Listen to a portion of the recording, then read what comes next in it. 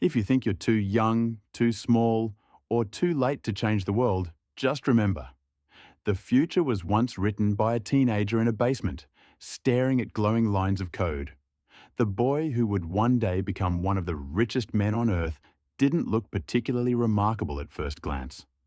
William Henry Gates III, billed to his family, was skinny, bespectacled, and bookish. But behind the glasses was a mind that devoured information the way a forest fire devours dry leaves.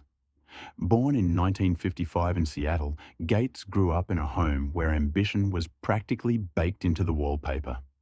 His father, Bill Gates Sr., was a towering lawyer with a booming voice. His mother, Mary Maxwell Gates, was a school teacher turned civic leader whose energy filled any room she entered. Dinner conversations weren't about "how was your day?" but debates on business, politics, and service. One night, when young Bill was 11, his father leaned across the table and asked, "So, Bill, what's your plan to change the world?" The boy blinked, then replied, half joking, "Well, Dad, maybe I'll start by reading every book in the library." Reading became his first obsession.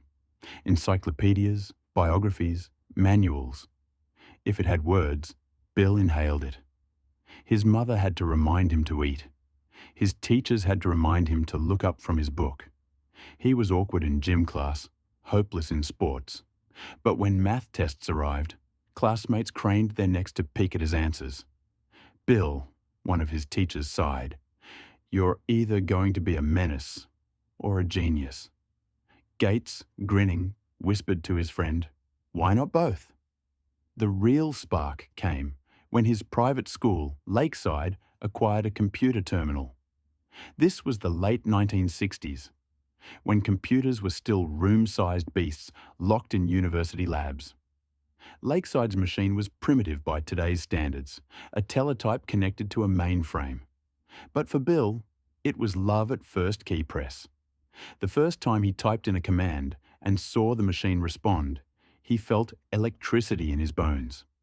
He and a group of friends, including Paul Allen, a quiet but equally obsessed classmate, formed the Lakeside Programmers Club. They spent endless hours writing code, sometimes hacking the system to get free computer time. Once, after being caught manipulating the scheduling system, the boys were banned. But instead of punishment, the company that owned the system made them an offer. "You kids clearly know what you're doing. Fix our bugs and we'll give you free computer time." Gates accepted instantly. He was barely 15. One evening, after hours of debugging, Alan nudged Bill and said, "You ever think we could make money from this?" Bill, eyes glued to the screen, muttered, "I think we could change the world with this." By the time he graduated, Gates was already coding pay systems for local companies. His parents hoped he'd become a lawyer, following in his father's footsteps. Dutifully, he enrolled at Harvard in 1973. But in Cambridge, while others tossed frisbees in Harvard Yard, Gates camped in the computer lab, his Coke cans piling up beside him. Professors noticed his brilliance, but also his unpredictability. "Bill, you don't attend classes, you don't take notes, and yet you ace the exams," one professor complained. Gates pushed up his glasses and deadpanned, "Well, if I already know it, why sit through the lecture?" Paul Allen, who had joined Honeywell in Boston, visited often.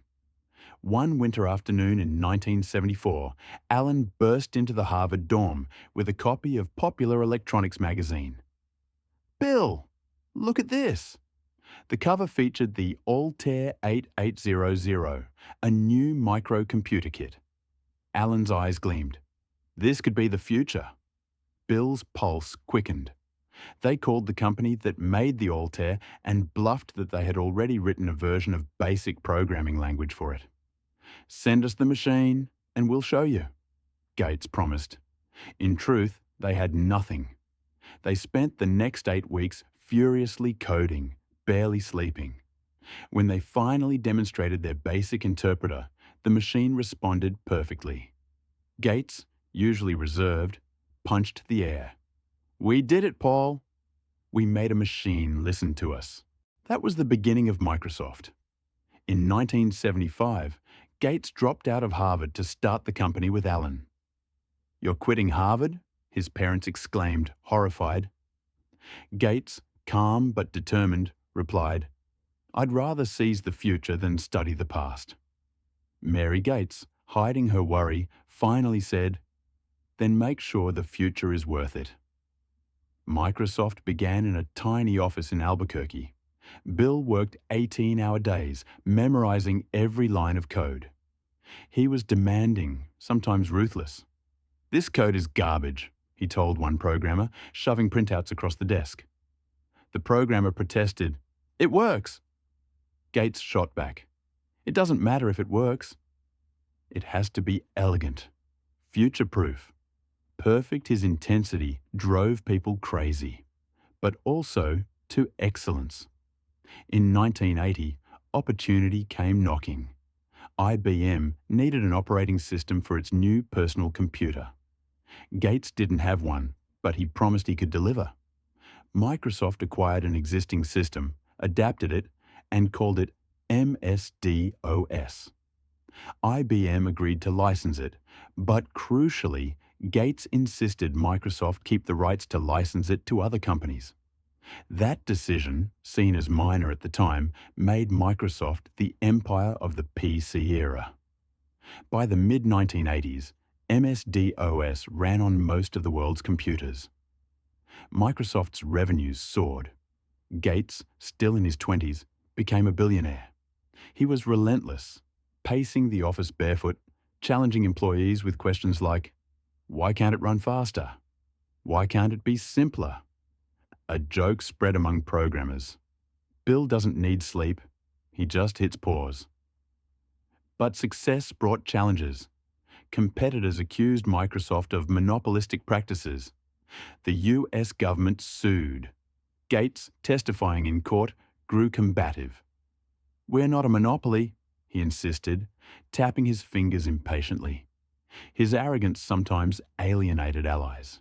Yet inside the company, his vision remained magnetic. "Your job," he told his engineers, "isn't to please me. It's to delight the user." Even at the peak of corporate battles, Gates's sense of humor surfaced. During one meeting, an executive nervously presented a flawed demo. The screen froze. Silence fell. Gates leaned forward, deadpan. "Is it supposed to do that?" The room erupted in laughter, tension broken. Then came Windows. Launched in 1985, refined through the 1990s, Windows turned computers into household tools. Families clicked icons, dragged files, played solitaire, and surfed the early internet, all through Microsoft software.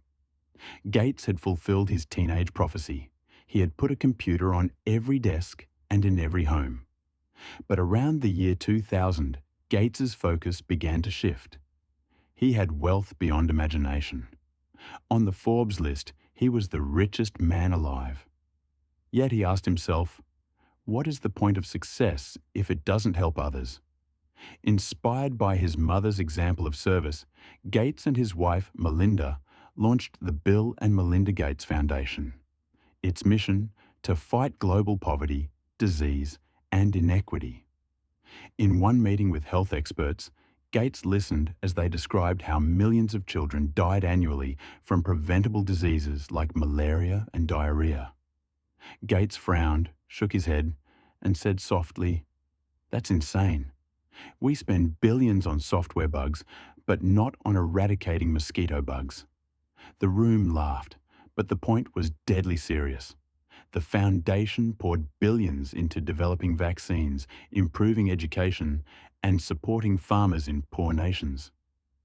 Gates travelled to Africa and Asia, speaking with families in villages, sometimes awkward in his sweaters and sneakers, but earnest. "What do you need most?" he asked a farmer in Tanzania. "Better seeds," the farmer replied. Gates turned to his team. "Then let's get him better seeds." He faced criticism. Some argued his foundation was too powerful. or that he had monopolized philanthropy. Gates listened, sometimes defensive, but often reflective. "If we get it wrong, tell us," he said. "But if we can save lives, isn't that worth the effort?" Humor remained his secret weapon. During a TED Talk, while discussing malaria, he opened a jar and released mosquitoes into the audience. "Don't worry," he grinned as people swatted nervously. "These ones are not infected." But why should only poor people get the experience? The audience laughed and remembered his message.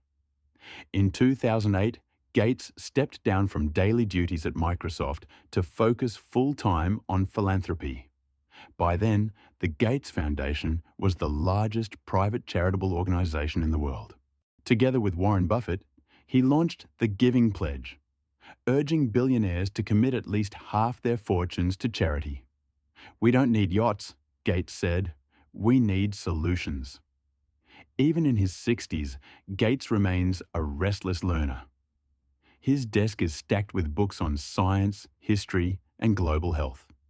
He still types furiously, still interrupts with questions, still jokes with that dry, almost nerdy humor. During a Q&A, when asked if he ever wanted to be cool, Gates replied, "If being cool means not wearing a sweater, then no." Looking back, his life is a series of leaps. A boy obsessed with books, a teenager enchanted by computers, a dropout who bet everything on software, a ruthless CEO who became a global philanthropist. His journey shows that success is not about avoiding mistakes, he made many, but about refusing to let mistakes define the ending. The lessons are clear. Curiosity is power. Boldness is leverage. Service is legacy. Bill Gates teaches us that you can start in a basement, typing into a teletype, and end up shaping the fate of millions. That wealth is empty unless it is shared. That a life's worth is measured not in dollars, but in dignity restored to others. And perhaps most importantly, his story reminds us that humor, whether a mosquito joke or a sly smile in court, keeps the struggle human. Today, billions of people use technology shaped by Gates. Millions live healthier lives because of vaccines his foundation funded. And one boy's obsession with code became a story about responsibility. When the world gives you brilliance and fortune, you give it back. As Gates himself once said, "Don't compare yourself with anyone in this world. If you do so, you are insulting yourself. Better, perhaps, to compare yourself with the future you want to create, and then start building it, one line of code, one act of service at a time."